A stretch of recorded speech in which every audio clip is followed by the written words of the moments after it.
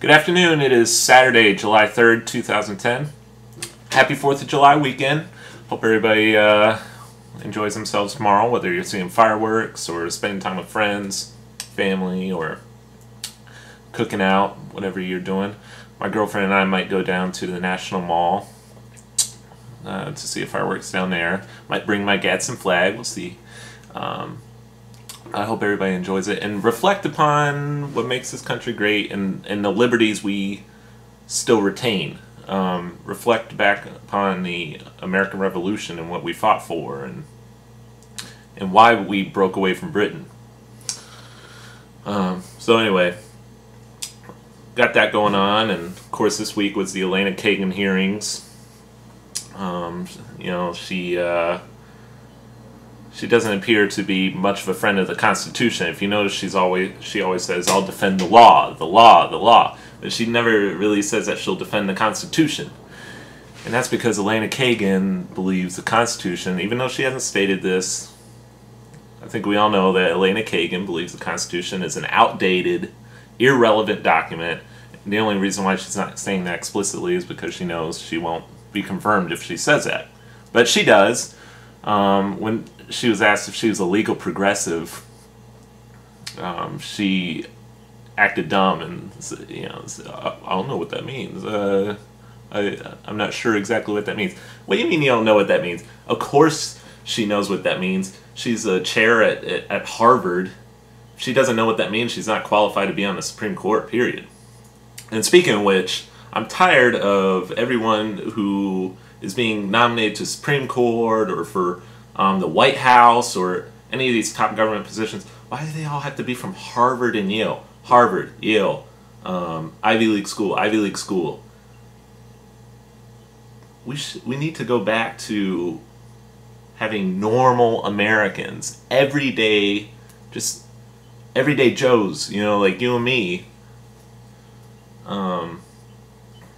occupying these positions, and with a sound belief in the Constitution. Anyway, I'm rambling.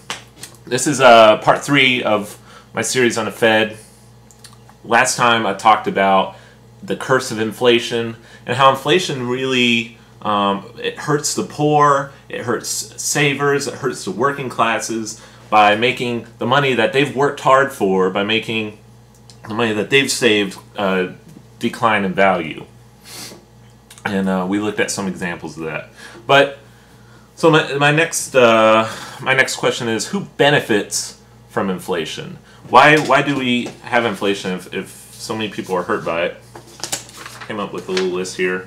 I'm sure this is not an exhaustive list, and I'm sure there are others, but the ones I could think of. Who benefits from inflation? I'll go one by one. Government, banks, the boom sector of the economy, and debtors, at least some of them. How does government benefit from inflation?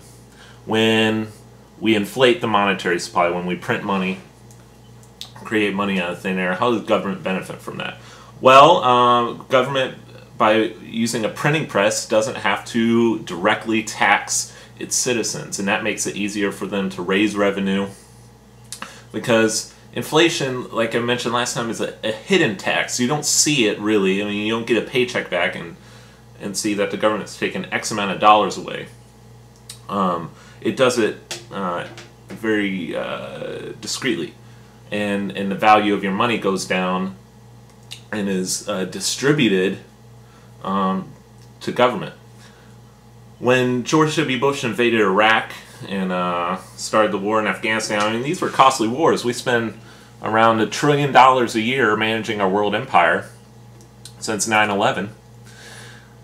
How many of our taxes have gone up since 9/11? I wasn't really paying taxes. I paid taxes for 1 year before 9/11, but I don't have much experience with that. But if I'm not mistaken, taxes really haven't, federal taxes have not gone up substantially since 9/11. So how have we paid for these wars? How have we paid for all of this? Debt and a printing press. And this is one reason why the state governments are in so much trouble right now. California, Illinois, a few others are on the verge of bankruptcy because those states don't have printing presses. The federal government has a printing press, and this benefits them. Number 2, I put down the banks. Banks benefit from inflation. In the first video I showed you, I talked about the Fed, how the Fed sets artificial interest rates, and how detrimental that is to the economy, how that creates the boom-bust cycle. Well, right now the Fed has set interest rates below 1%, and the various banks around the country can acquire money at that rate, and that causes an increase in the money supply. But the bank, what does the bank charge you when you borrow money from the bank? 4 or 5% interest, 6% interest, which seems low, but when the bank's acquiring that money at the lower rate from the Fed, someone's making a lot of money here. And it's not us, it's the bank. The entire system is really a scam to benefit the bankers. And the bankers have benefited tremendously from the last couple of years. Look at what's going on in Greece and in Europe. They're bailing out the banks. What was TARP? Bailing out the banks. All these things are bailing out the banks. The banks have no risk. The Fed can set interest rates as low as it wants, and then they make tons of money off of that, because they're essentially profiting from the entire system. So the whole system of inflation, banks love that. That's why the Fed does this. I mean, the Fed will keep believe me, the Fed will keep interest rates as low as they can for as long as they can, because that's how they benefit from that system. They want that system of easy money, because that's how they make their money. The third one, I put speculators in the boom sector of the economy benefits from inflation. Now, speculation is not inherently wrong in itself. All it is you expect something to rise in price, so you buy it now and then sell it later. That's fine, but so often speculation is artificially stimulated by an easy money policy, and that happened all throughout the 19th century when banks would inflate the money supply and finance Western land speculation. And we don't have a frontier anymore, so Western land speculation is no longer an issue. But we have other speculative endeavors. In the last 10 years, the housing market was one. I spoke to a guy the other day who told me he flipped houses all the time and made hundreds of thousands of dollars from just flipping, from buying a house and then selling it, buying a house and selling it. And he did this so often. So the boom sector of the economy really benefits from it when there's inflation.